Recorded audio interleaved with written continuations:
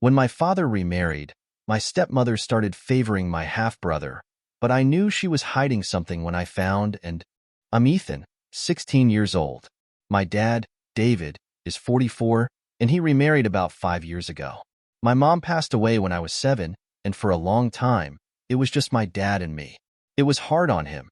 He did his best to raise me while juggling work and the grief that came with losing her. So when he met Lydia, I was actually relieved. Lydia was younger than him, just 38, and at first, I was a little skeptical about her. But over time, I warmed up to her, especially because she seemed genuinely kind and made an effort to get to know me. She tried to fill the empty space in our family and made our house feel like a home again. For the first couple of years, things were good. Lydia treated me like her own, always including me in decisions and making sure I felt like an important part of the family. She'd help with homework, drive me to soccer practice, and talk to me about everything from school to what I wanted to do when I grew up.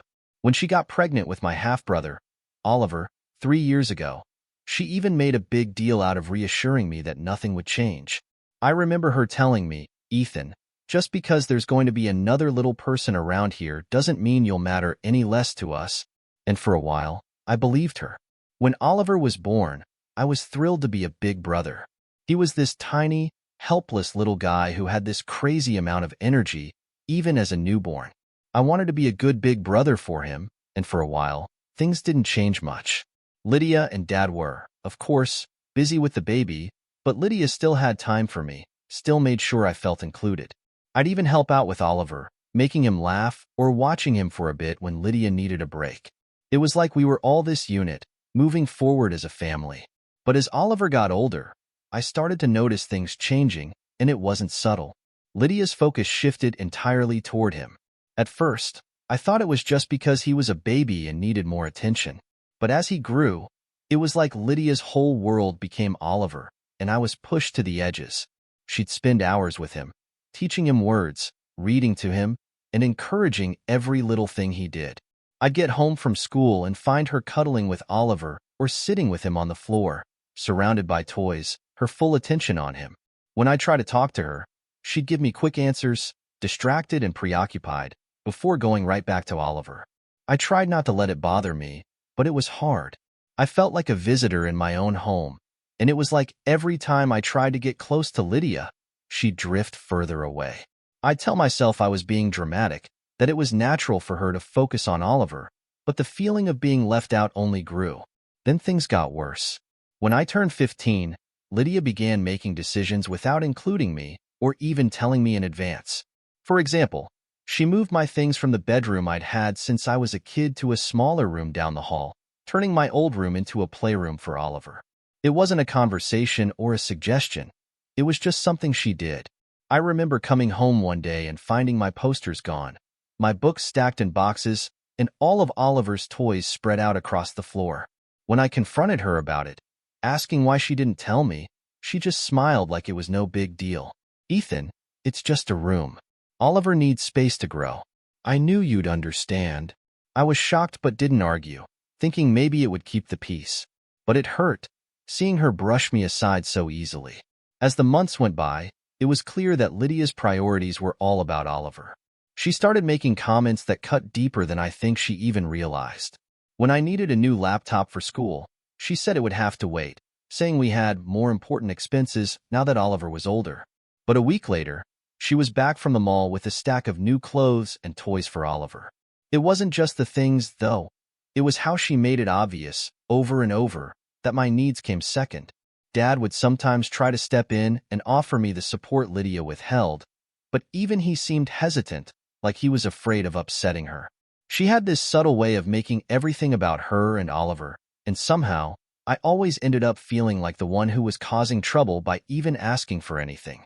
Once, she caught me in the hallway after I'd asked Dad if we could go on one of our old fishing trips, something we hadn't done since Oliver was born. Lydia cornered me and said, "You know, Ethan, your dad's got a lot on his plate now. You're old enough to be more independent." Her words stung, and I couldn't shake the feeling that she didn't want Dad and me to have that time together anymore, that she saw it as time he wasn't spending with her and Oliver.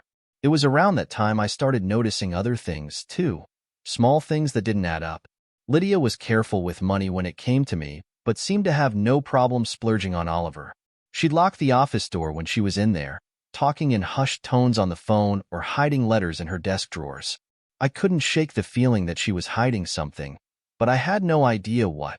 Part of me thought I was just being paranoid, letting my resentment warp how I saw her. But the other part of me couldn't deny the uneasy feeling that her favoritism wasn't just natural motherly affection, but something with deeper motives behind it. Dad, of course, didn't seem to notice. Anytime I'd try to bring it up, he'd shrug it off, saying, "Ethan, don't take it personally. Oliver's young, and he needs a little extra help." He always looked at me with that reassuring smile, like I should just be more understanding. But what he didn't see was that every time he brushed it off, I felt even more isolated. It was like he was choosing her version of the family over the one we'd built before she came into our lives. Over time, Lydia's treatment of me became even more dismissive, almost calculated. She'd give me looks when I'd ask for things, a tight-lipped smile that told me she thought I was asking too much. She'd make snide comments about my future, implying that I needed to figure things out and not rely on handouts, even though I was working hard in school and had plans of my own. It was as if she wanted me to feel unwelcome, like she was subtly pushing me to distance myself. But the hardest part of all of this was knowing how much I loved my little brother and how much I wanted to be part of his life. None of this was his fault, and I didn't want my resentment toward Lydia to come between us. He'd look up at me with that innocent smile, reaching his tiny arms toward me, and in those moments, I'd forget everything else. But it hurt knowing that Lydia was creating this divide, that she was making me feel like I was an intruder in my own family, all while Oliver remained blissfully unaware. Now, as I sit here trying to make sense of it all, I can't help but wonder if Lydia's coldness toward me isn't just favoritism but something else entirely. Her behavior feels too deliberate, too calculated, like she's hiding something beneath that sweet, attentive exterior. And while I have no proof, that feeling keeps growing, gnawing at me. As the months passed, Lydia's favoritism toward Oliver became impossible to ignore. What started as little things, like always putting Oliver's needs first, quickly escalated into decisions that directly affected my life. She seemed to have taken on the role of sole decision-maker in the house, often acting without consulting me or, as far as I could tell, even my dad. I knew Oliver was only 3 and that younger kids need more attention, but Lydia took it to an extreme. Every ounce of energy she had went toward him, while my needs seemed to shrink in her eyes, as if I were nothing more than an afterthought. It wasn't long after she'd moved me to the smaller room that she made another big decision, this time about my education. I'd been talking with my dad for a while about applying to a private school that had an excellent program for my interests. I'd worked hard to get the grades, and I was excited about the chance to go somewhere that offered a path toward my future. But when I brought it up again, Dad got this awkward, hesitant look, almost like he didn't know what to say. "Ethan," he started, looking uncomfortable, "Lydia and I have talked, and we're not sure we can afford the tuition right now. With Oliver's future in mind, we need to start saving for him too." My heart sank, and anger flared up in me. I'd been working toward this goal for so long, and now it felt like Lydia was tearing it away from me for the sake of her son. I glanced over at her, and she gave me that same tight-lipped smile as if to say, "It's not up for discussion." It was like she'd silently taken control of every aspect of my life, and Dad was just letting it happen. I tried to talk to him alone a few days later, hoping he'd see how much this meant to me. "Dad, I've been working so hard for this. Isn't there any way we can make it work? I'll get a part-time job or a scholarship, anything." He just sighed, looking defeated. "Ethan, I know you're disappointed, but Oliver's future is important too. Lydia's right. We need to think about his schooling down the line. He'll need us just as much as you do." I couldn't believe it. For years, it had just been Dad and me, and now, it was like he was bending over backward for Lydia's every whim, no matter how unfair it was. After that conversation, I stopped trying to talk to Dad about anything that involved Lydia or Oliver. It felt pointless, like no matter what I said, he'd just nod along with whatever Lydia thought was best. It made me feel like I didn't matter to either of them. I tried to focus on school and friends, but the resentment I felt toward Lydia kept growing, slowly twisting into something darker: suspicion. I started paying closer attention to her, noticing things I hadn't before. For instance, I'd sometimes catch her on the phone in her office, talking in hushed tones, and whenever she'd see me nearby, she'd quickly end the call or close the door. She'd glance at me with an irritated look, like she couldn't stand the idea of me overhearing anything. The more I watched her, the more strange behaviors I noticed. Lydia kept a drawer in her office locked at all times, and once, when I asked her about it, she brushed me off. "There's nothing in there for you, Ethan. It's just paperwork." But if it was so innocent, why keep it locked? Another time, I overheard her talking to someone on the phone, discussing arrangements and ensuring everything is in place. Her voice was cold, calculated, nothing like the gentle Lydia she'd been when she first married Dad. It gave me chills, making me wonder if the woman I thought I knew was just a mask she wore when it suited her. These little things kept piling up, feeding my growing paranoia. I started snooping when she wasn't around, poking around her office and keeping an ear out for anything that sounded unusual. One day, when she and Dad had gone out with Oliver, I found an unlocked drawer with a pile of receipts inside. They were mostly purchases for luxury items, far beyond anything Dad would normally buy: designer clothes, high-end furniture, expensive dinners.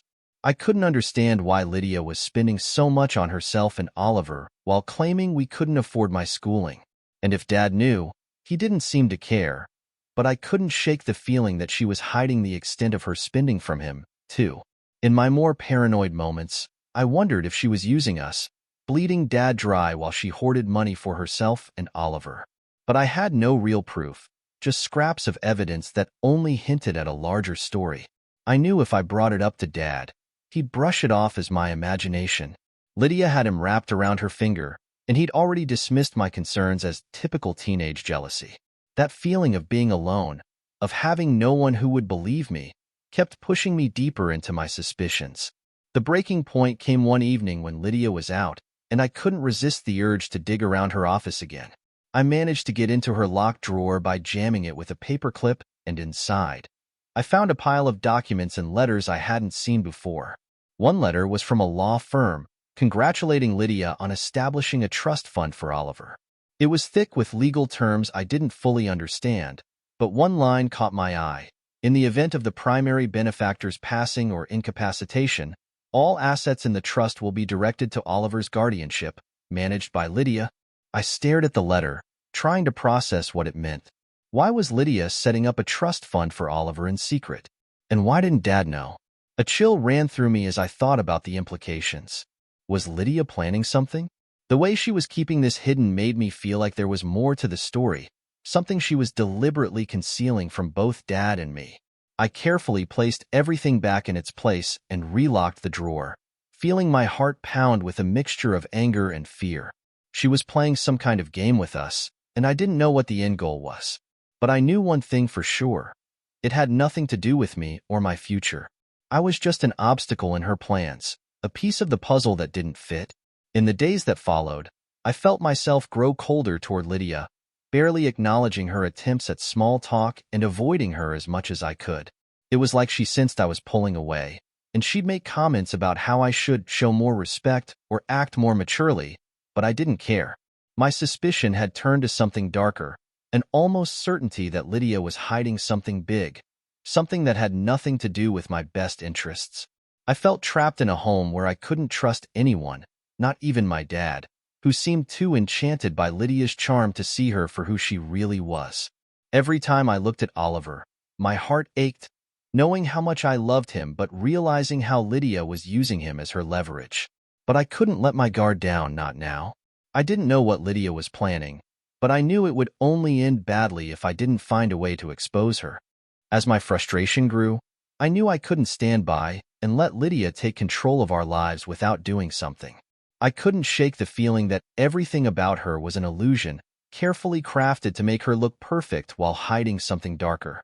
Determined to get to the bottom of it, I started asking questions, doing my best to be subtle but persistent.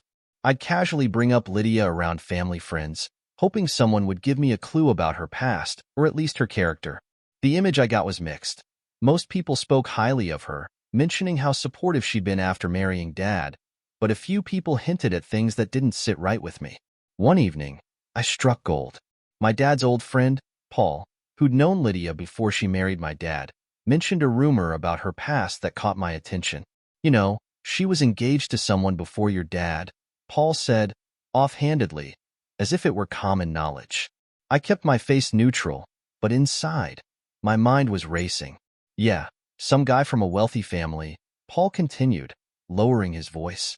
But it didn't work out, something about family issues or a broken engagement. I never got the details, he shrugged, but I was hooked. This rumor wouldn't leave my mind. It wasn't just the fact that Lydia had been engaged to a wealthy man. It was the idea that she'd kept this part of her life completely hidden. Why? And if she'd been with someone from a wealthy family, was there a reason she'd latched onto my dad, who, while stable, wasn't anywhere near as rich?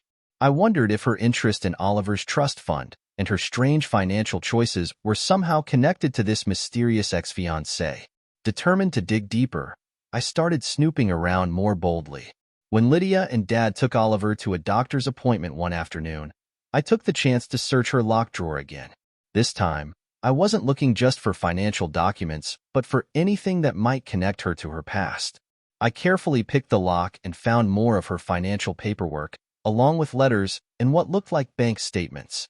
They showed a pattern of withdrawals from Dad's account to an account I didn't recognize. The sums were large, and they were always labeled vaguely, like home expenses or childcare. But I knew these weren't for Oliver's schooling or necessities. The purchases were always extravagant items: designer clothes, new gadgets, and even jewelry. Lydia was spending freely, yet she constantly claimed our finances were tight when it came to my needs. Near the bottom of the stack, I found a document that made my stomach drop. It was a formal letter from a law firm, dated from around the time Oliver was born, outlining a trust fund that had been set up for him. But it wasn't a simple trust. It specifically mentioned Lydia's former fiancé's family, detailing that they had contributed a significant sum for Oliver's future, on the condition that Lydia maintained custodial rights and ensured a stable family environment.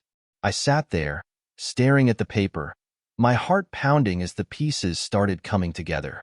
If this trust fund was tied to her past engagement, then Oliver's existence, and Lydia's role as his primary caretaker, wasn't just about maternal love. It was about maintaining control over this inheritance. The implications left me feeling sick. Lydia had positioned herself as the stable, devoted mother, securing her financial future through Oliver's trust fund while keeping Dad and me in the dark. The moment I realized this, I knew I had to confront her. I couldn't let her get away with manipulating us, with treating me like a burden while she siphoned off Dad's money to maintain her lavish lifestyle. I wanted answers, and I didn't care if it made me look paranoid. That evening, when Lydia came home, I waited until Dad and Oliver were occupied in the living room, then cornered her in the kitchen. I could see a flash of irritation cross her face as she realized I wasn't there to exchange pleasantries. "Lydia," I began, struggling to keep my voice steady, "I found some things in your drawer, papers about Oliver's trust fund and money transfers from Dad's account. Why are you hiding this from us?" She froze for a split second before recovering, her expression turning cold. "Ethan, I don't know what you think you found, but it's none of your business. This is about securing Oliver's future, something you wouldn't understand." I refused to back down. "Don't lie to me. This isn't just about Oliver's future. It's about you using him to secure your lifestyle. I know you were engaged to someone wealthy before Dad, and that trust fund ties back to them, doesn't it? So don't pretend you're doing this out of the goodness of your heart." Lydia's eyes narrowed, and her voice dropped to a venomous whisper. "Ethan, you're a child, and you don't know what you're talking about. I don't need to explain my choices to you. Everything I do is for this family, whether you see it or not." She paused, her gaze icy before adding, "If you were a little less selfish, you'd understand that." Her words cut deep, but I wasn't willing to let her manipulate the conversation. If it's all for the family, then why do I feel like I don't belong here anymore? Why is everything about Oliver, while I get nothing but scraps? I could feel my anger boiling over, but Lydia simply crossed her arms, staring at me with disdain. "Maybe that's because you refuse to grow up, Ethan," she sneered. You're old enough to understand that life isn't always fair, and sometimes sacrifices have to be made for the greater good." Her words dripped with condescension, and I realized she was twisting things, trying to make me feel guilty for questioning her. I was left feeling humiliated, a nagging sense of doubt creeping in as she turned and walked away, dismissing me without a second thought. She made me feel like a paranoid, selfish kid, exactly as she'd intended. I retreated to my room, replaying the conversation in my head and wondering if I really was making something out of nothing. But deep down, I knew Lydia was lying, hiding behind her mask of maternal devotion to justify her manipulation. In the days that followed, things at home became even more tense. Lydia would give me that same, patronizing smile whenever I was around, as if daring me to bring it up again. She'd make comments in front of Dad about how some people don't appreciate the sacrifices parents make, glancing at me with a smug look that made my blood boil. I wanted to tell Dad everything, to show him the documents I'd found, but I knew Lydia would just twist my words, make it sound like I was attacking her out of jealousy. I started feeling like a stranger in my own family, isolated and powerless. Lydia's influence over Dad was stronger than ever, and I felt like I was on my own, fighting an invisible battle against a woman who had everyone else fooled. I knew she was hiding something big, but without proof, it was my word against hers. And in this house, my word didn't seem to count for much. As the days dragged on, I made a vow to myself. I wouldn't let Lydia win, wouldn't let her continue manipulating us while pretending to be this selfless mother figure. Somehow, I'd find a way to expose her, to show Dad who she really was. The tense silence that settled over our house in the weeks after my confrontation with Lydia was suffocating. Lydia's cold smiles and pointed comments became my daily reality. Dad seemed oblivious, or maybe he was simply pretending not to notice the strain, as he tried to keep things normal. But I could feel the tension like a storm brewing, and I knew I couldn't let this continue. If Lydia thought she'd scared me off, she was wrong. I was more determined than ever to get to the bottom of her scheme. One evening, while Dad took Oliver to a playdate, I saw my chance. Lydia was out, so I slipped into her study, my heart pounding. I needed something concrete, something that would make Dad listen and see the truth. I went straight to the locked drawer I'd broken into before and carefully opened it again.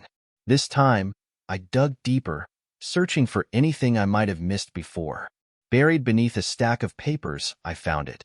An official-looking letter from the same law firm I'd seen mentioned before. My hands shook as I skimmed the letter. It confirmed that Oliver's trust fund was indeed tied to Lydia maintaining a stable family environment and retaining custodial rights. The trust would only be dispersed in full if she fulfilled these conditions. In other words, as long as she kept the appearance of a harmonious family with her in control, Oliver, and by extension Lydia, would inherit a small fortune. This wasn't just about favoritism or neglect. This was calculated, a game Lydia was playing to secure her future. I felt a surge of anger and betrayal, knowing she was using us, using my dad and me, as pawns to maintain her perfect picture. Armed with the letter, I knew I had enough to confront her, but this time, I wouldn't go to her directly. I needed Dad to see it all for himself, to show him the truth before Lydia could twist it. I waited in the living room, letter in hand, anxiously awaiting their return. When they finally walked in, Dad looked surprised to see me standing there, and Oliver ran to his room without a second thought. I took a deep breath, turning to Dad. "I need to talk to you alone. It's important." Dad raised an eyebrow, clearly sensing the tension. "Ethan, what's this about?" I handed him the letter, my voice steady. "It's about Lydia, about why she's been treating me like an outsider and why everything is all about Oliver. She's been hiding things from us, using you and Oliver for her own benefit." I watched his expression change from confusion to shock as he scanned the letter, his brows furrowing in disbelief. Where did you get this?" he asked, his voice low, a mix of anger and confusion. But before I could respond, Lydia's voice cut through the room. "What are you doing?" she demanded, her voice sharp as she entered, her gaze darting from me to Dad and back to the letter in his hand. I watched her face fall, but only for a second before she regained her composure, turning her fury on me. You went through my things? Ethan, how dare you invade my privacy? She took a step forward, her eyes blazing, but I didn't flinch. I had to. I shot back, my voice shaking with anger. You're lying to us, manipulating Dad, and using Oliver to keep control of that trust fund. You're pretending to care about this family when all you really care about is money. She turned to Dad, a look of disbelief plastered on her face. David, are you hearing this? He's accusing me of what, Ethan? You think I'm using my own son? She let out a humorless laugh, glancing at Dad as if the idea was ludicrous. Dad's face was a mixture of confusion and concern as he looked between us. Ethan, this is a serious accusation. Lydia, what's this letter about? Lydia let out a sigh, expertly slipping into a wounded, defensive tone. David, I was setting up a trust for Oliver. Isn't that what any responsible parent would do? I wanted to secure his future. And yes, it has conditions. Conditions that mean I need to keep our family stable. But Ethan's twisting it, making it sound like I'm manipulating everyone. I'm doing what any mother would do, trying to protect her child's future. She turned to me, her expression cold. But you wouldn't understand that, would you, Ethan? You're too busy playing detective, trying to find something wrong. I felt my pulse quicken, the rage building up as I saw Dad's uncertainty flicker into something else. A hint of suspicion directed at me. Lydia was weaving her story, playing the victim, and I could see him starting to doubt me. Dad, don't you see what she's doing? This isn't just about Oliver's future. She's been spending your money on herself, lying about our finances, using you and Oliver to meet those conditions for the trust. She's pretending to be the perfect mother, but it's all an act. But Lydia was quicker, sharper, and she shot back with practiced precision. David, you know I'd never do anything to harm our family. But Ethan has been difficult lately. He's jealous of Oliver, and he's been acting out, prying into things he doesn't understand. He's looking for problems that don't exist. The words hit me like a punch, leaving me breathless. She was twisting everything, turning my genuine concerns into petty jealousy. I looked to Dad, desperate for him to see the truth, but I could see Lydia's manipulation sinking in. She turned to him, her face a mask of sadness and frustration. David, I love Ethan, and I've tried to make him feel included. But he keeps rejecting me, creating these problems out of nowhere. It's exhausting, and now he's breaking into my things and accusing me of horrible things. Dad's face was filled with doubt and confusion, but when he finally looked at me, there was an edge to his gaze, like he was starting to believe her story over mine. Ethan, you shouldn't have gone through Lydia's things. This isn't how we handle things in this family. My heart sank. Lydia had spun her web so perfectly, and Dad was caught right in it. I wanted to scream, to shake him and make him see, but the words stuck in my throat, tangled in my frustration and disbelief. Lydia stepped closer, placing a comforting hand on Dad's shoulder, solidifying her position. David, she murmured softly, with just the right amount of hurt in her voice. I think Ethan's struggling with everything, and it's manifesting like this. Maybe he feels left out or threatened by Oliver, and he's reacting by trying to create drama. He's a teenager. He'll grow out of it. But we need to be patient with him. She looked at me, feigning sympathy. Ethan, I understand you're going through a lot, but accusing me won't help. We're family, and we need to trust each other. I felt my fists clench, my chest tightening as I realized that I was alone. No one would believe me, not even Dad, who had always been on my side. Lydia had painted me as the jealous, bitter older brother, and in his eyes, that's exactly what I had become. Dad let out a heavy sigh, looking at me with a mixture of disappointment and sadness. Ethan, I think you should take some time to cool off. We'll talk about this later. But going through Lydia's things, that's not acceptable. I thought you knew better. I wanted to argue, to tell him that he was wrong, that Lydia was lying. But I could see it wouldn't make a difference. Lydia had already won. She'd convinced him that I was the problem, and anything I said would only make me look worse. With one last defeated look, I turned and left, feeling the walls of the house close in around me. For the first time, I understood just how powerful Lydia was, how well she could twist the truth to suit her needs. As I shut myself in my room, I could hear her low, comforting voice in the other room, soothing Dad, reassuring him that everything would be okay. I felt a mix of anger and helplessness wash over me, knowing that as long as Lydia was here, I would never be truly part of this family. I was desperate, cornered by Lydia's lies and my father's disappointment, but I couldn't let her win. I couldn't let her continue tearing our family apart and using us for her twisted plan. So I made one final decision. I'd go back into her study, find irrefutable proof, and expose her before it was too late. The risk felt enormous, knowing that if I got caught, she'd only twist things further, but I knew I had to try. A few nights later, while Lydia was out with Dad and Oliver at a dinner party, I seized my chance. I crept into her study, my pulse hammering as I opened that same locked drawer one last time. This time, I dug deeper, finding more files beneath the paperwork I'd already seen. Among them, I found an email chain, printed out and tucked inside a folder labeled Estate Matters. As I read through the messages, I felt the blood drain from my face. The emails were between Lydia and the executors of Oliver's trust. They detailed updates on her progress, noting how she was gradually moving assets and funds to maintain the appearance of stability as required for Oliver's future inheritance. The exchanges went back months, with Lydia detailing how she had been gradually using Dad's money to keep herself in a financially advantageous position for when the trust fully transferred to Oliver. Every dollar she'd taken from Dad's account was a part of her calculated plan to stay in control. She hadn't just been spending carelessly. She'd been purposefully siphoning funds to strengthen her financial security. I had all the evidence I needed. I tucked the emails into my pocket, barely able to believe what I'd uncovered. She had manipulated us all, presenting herself as the caring wife and mother while setting herself up to secure Oliver's future, and, by extension, her own. For the first time, I felt prepared to confront her, to show Dad the real Lydia and make him see what I had seen all along. When they returned home that night, I was waiting in the living room. Dad looked tired, and Lydia wore that smug expression I'd come to resent, as if she knew she'd beaten me. But I was ready.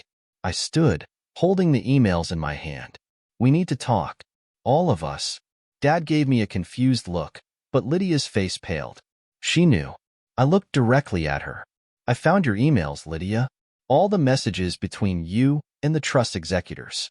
You've been using Dad's money, setting things up so you'll have control over Oliver's inheritance. Everything you've done has been to secure your financial future, not to help this family." Dad turned to her, a look of disbelief clouding his face. "Lydia, what is he talking about?" Lydia tried to keep her composure, her face hardening. "David, he's just trying to stir up trouble again. He broke into my things. This isn't about me. It's about Ethan feeling threatened by Oliver." But I wasn't backing down. I handed Dad the emails, my voice steady. "Read these, Dad. See for yourself what she's been doing behind your back." As he scanned the pages, his face changed from confusion to shock and then to something worse, betrayal. He looked up at Lydia, his eyes filled with a hurt I'd never seen before. "Lydia, is this true? Have you been taking money from me to secure this trust for Oliver?" Lydia's calm facade cracked, and she took a shaky breath before launching into a defensive explanation. "David, listen to me. Everything I did was for Oliver, for us. I was only trying to create a stable future for him. I knew we wouldn't have the resources otherwise, so yes, I took a little to make sure we'd all be secure. It was never meant to hurt anyone. It was for our family." Dad shook his head, disbelief turning to anger. "You lied to me, Lydia.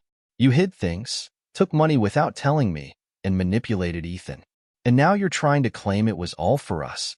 He looked devastated, as if the foundation of everything he believed in had been ripped out from under him. Lydia's voice turned pleading. "David, you have to understand. I love you, and I love Oliver. Everything I've done was to keep us secure." Dad's voice grew firmer. "No, Lydia. You love control. You've hurt Ethan, isolated him, and twisted everything to suit your needs. That isn't love." I stood there, watching as Lydia realized she had lost. For the first time, I felt a weight lift from my shoulders, a sense of justice that, Finally, the truth was out, and Dad could see the reality I'd been living with for months. Dad's face hardened as he looked at Lydia. "I can't forgive this, Lydia. You've broken our family. I want you to leave." Lydia tried one last time, her voice desperate. "David, please, we can move past this. Think of Oliver." But he cut her off, his tone final. "No, Lydia. This ends now. I'll take care of Oliver, but we're done." His voice broke a little, but his resolve was clear. The days that followed were painful. Lydia moved out, and the house felt heavy with the aftermath of her betrayal. Dad and I barely spoke for a while, each of us processing the damage she'd done. But as time went on, we began to rebuild, finding moments of connection that had been missing for so long. One evening, as we sat together quietly, Dad finally spoke. "Ethan, I'm sorry I didn't see it sooner. I should have listened to you." His voice was thick with regret, and I knew the burden he felt for letting Lydia control our lives. "It's okay, Dad," I replied, realizing that, despite everything, we were finally free. "We'll be okay. We've still got each other." In that moment, I felt a sense of peace I hadn't felt in years. Lydia's lies had been exposed, and our family, though shaken, was intact.